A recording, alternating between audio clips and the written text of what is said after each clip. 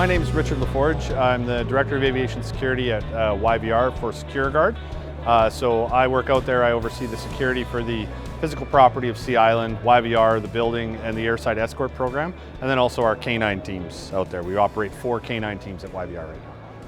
So we're here talking about the introduction of Transport Canada's clearance to register K-9 for cargo screening. So it's coming up here. It's been coming for a couple of years, but the deadline to start registering is coming up. And so we're out here just providing some information, mainly to our Sea Island partners, but also people that get attracted to this conference from across Canada, just to talk about how K-9 is going to start screening cargo, air cargo specifically, in the coming year and how that's going to change things. So some of the statistics, and these have been given to me by our future cargo partners, so if you bring in a densely packed load of frozen food, salmon, sometimes cherries when there's fruit season and stuff, it can take a number of people time. They have to break down those pallets. They have to put them through the X-ray machines. Because they're so dense, the X-ray machines don't get them. In our experience, searching for cruise ships, things like that, K-9s can search those pallets without a breakdown. So something that may take 6 hours and a crew of 7 people can be done in about 20 minutes with a K-9 team. So it's just a speed factor, talking about throughput, the amount of cargo that needs to go through and everything like that. Securiguard operates in 3 main areas when we train our dogs. 2 are bigger than the third one, but the main is protection, detection of explosives, and then there's also detection of narcotics. Detection of narcotics is more of an industrial thing. As we move into the oil sands and things like that, detection of narcotics becomes a big deal up there, especially with the legalization of marijuana.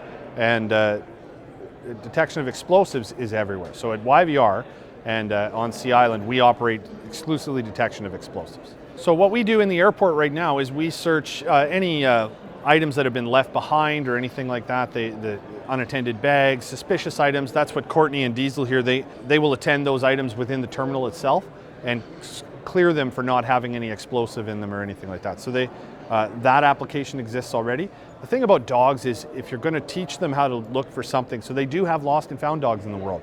There's a beagle in the States that it sniffs lost and found, and it'll try to find the passenger in the terminal and things like that. Dogs can be trained for numerous things, but a lot of times it's a single purpose thing. You don't want to train a dog to do that and also sniff explosives, because you could end up with some weird scenario. The training, it varies per team. So what you want to do, we have a number of puppies here today, which I'm sure the photos and stuff that will go up about them. Those puppies start the process young. They get identified for their breed and also just a high drive dog. There's bloodlines for high drive. There's areas that you identify, and that's why we have our trainers and things like that. They're really the people who are very good at that. They identify dogs that are a high percentage to be successful, and they start being trained on sense and on things and on just in general detection and reward, and that's what it's all about. These dogs are going for a toy, basically. That's what they're doing it for. So once that's identified, from the people side of things, we have to identify people who not only have the proper lifestyle to support having a dog live with them that goes to work with them every day. It's not so easy to take a dog on transit. You have to have a vehicle, you have to have everything like that. But then we also have to identify the right temperament. Dog people who are willing to work, because it's a lot of work. We have a number of handlers that put months of their own time into going to training, because they also work full-time in other positions before they can advance into K-9. So altogether, it can take 6 months to a year once you've even paired those two together. The process before that, it can range. Dogs are as different as people. They're all over the place. So. What are some of the reactions that you're getting in today's show? So this is our my third time at this show with Securiguard. It's our second year showcasing our K-9. The reaction that we got last year and the reaction we get this year is overwhelmingly positive. People like to say that we cheat a little. We do bring puppies along with the working dogs, but it's to attract attention, to show people that what we've got going on here. When we run the demos, typically we have a 30, 40 person crowd, a lot of questions, things like that, and people are just very interested, because we like to say, we as humans, we think we're really smart, but it's very hard to accurately understand how good a sense of smell of a dog is, and to see it in action is often very, almost shocking to people, how quickly a dog can sniff something out that we didn't know was there. We did some demos earlier, and we had planned them in areas that were right beside where people were standing, and they didn't know they were there. The dog goes right to it, finds that they didn't know it was there. So it's an overwhelmingly positive thing. It's dogs. People love to come see dogs. So. What's the dog's name? I don't know, he's got like 37 names. His registered name is Diesel. Diesel is how old?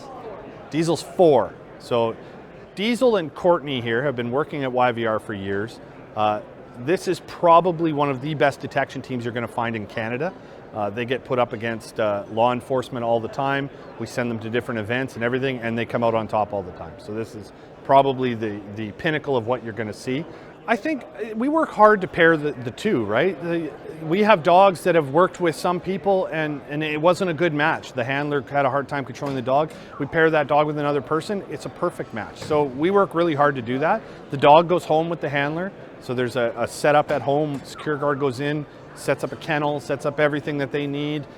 So I'd say the dogs lead a pretty good life. Really what they do is they come and they do the things that they like for fun. So for them, it's great. It's all play. We recertify the dog team on an annual basis to ensure that they're sharp, and they also train daily and weekly. So they train more than anyone else. So when they do get something, it's to the dog, it's not out of the ordinary. So the dog, when the dog finds something, it's not rare because it's been training so much. So it's just excited, found something, give me my toy, we're gone and go. Part of the reason why we do the live demos is to showcase what it is. It's an interesting thing to see. People come down, and then we make sure that we have the people on site to answer the questions. We put a large crew together here. Typically a booth at a show like this would be 2-3 people. We put 8 to 9 people in a booth because we want to be able to answer the questions. We want to be able to have people there that can not just take your card and call you later, but to talk to you about things. This is new. This is something that we don't have all the answers for, but we're excited to work with people to find the answers. So it's identifying those people, and this is a perfect venue to do that. So I haven't left my booth much yet. The Advantage box guys that are right next to us here, they were kind enough to donate a bunch of their boxes. They wanted me to make sure that I said that their boxes don't come with explosives in them. Please don't expect that when you order their boxes. But those guys have been great. We've touched base. We reach out with the ones just around us and then slowly, gradually get out. Usually I get out about the second day and see some stuff. So the way I describe it to people who haven't come down, because we invited a lot of people down who wouldn't normally think of coming down here, is it's not all just cargo. There's so much.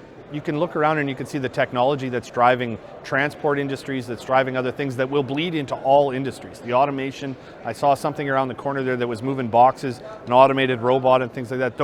That technology is going to be in your home in a year, more than your vacuum, more than things like that, but the technology that does that. So come out, take a look.